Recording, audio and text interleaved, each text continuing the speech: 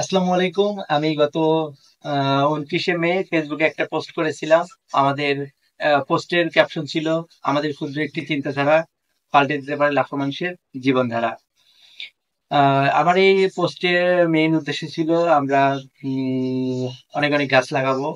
বর্তমানে আমাদের দেশের যে তীব্র দাবদাহ চলতেছে, আর এখান থেকে পরিত্রাণ পেতে আমাদের অবশ্যই বেশি বেশি গাছ লাগাইতে হবে। তাই আমরা সকলে অবশ্যই বেশি বেশি গাছ লাগাবো। যার কারণে যে ক্ষুদ্র একটি চিন্তা করেছি, সেই চিন্তাটা হলো যেহেতু এখন বর্তমানে মৌসুমী সিজন চলতেছে এবং অনেক মৌসুমী ফল পাওয়া যাচ্ছে, যেমন আম, জাম, কাঁঠাল, লিচু, অনেক মৌসুমী ফল পাওয়া যাচ্ছে। আর এইসব ফল খেয়ে আমরা যদি এইসব ফলের বীজ সংগ্রহ করি, সেই বীজ আমরা যদি আমাদের বাড়ির আশেপাশে প্রতি জমিতে বপন করি, তাহলে সেই বীজ থেকে অবশ্যই অনেক চারাগাছ জন্ম নেবে এবং যা একসময় পরিবেশের ভারসাম্য রক্ষায় অনেক গুরুত্বপূর্ণ ভূমিকা পালন করবে।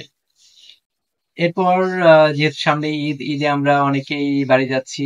আর বাড়ি থেকে আসার পথে আমরা যদি আমাদের ওই সংগ্রহীত বীজগুলো সাথে নিয়ে আসতে পারি, তাইলে আমরা বাসে বা ট্রেনে যে যেভাবেই যাতায়াত করি না কেন, বাস বা ট্রেনে জানালা দিয়ে যদি আমরা ওই বীজগুলো রাস্তার ধারের ফাঁকা জায়গায় ফেলে রাখতে পারি, তাহলে ওই বীজ থেকে কিছুদিনের মধ্যে অনেক নতুন চারা গাছের জন্ম নেবে এবং সেই চারা গাছগুলো একসময় আমাদের দেশের পরিবেশ রক্ষায় অনেক গুরুত্বপূর্ণ ভূমিকা পালন করবে।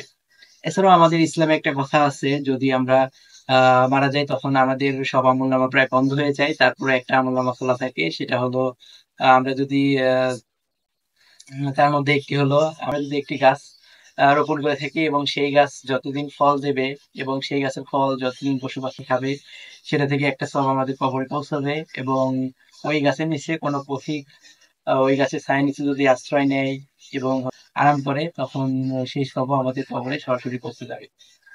সো আমরা অবশ্যই বেশি বেশি গাছ লাগাবো। আমার এই টেকনিকটা যদি আপনাদের ভালো লেগে থাকে, আপনারাও অবশ্যই চেষ্টা করবেন এটা করার। সবাইকে ধন্যবাদ। আসসালামু আলাইকুম।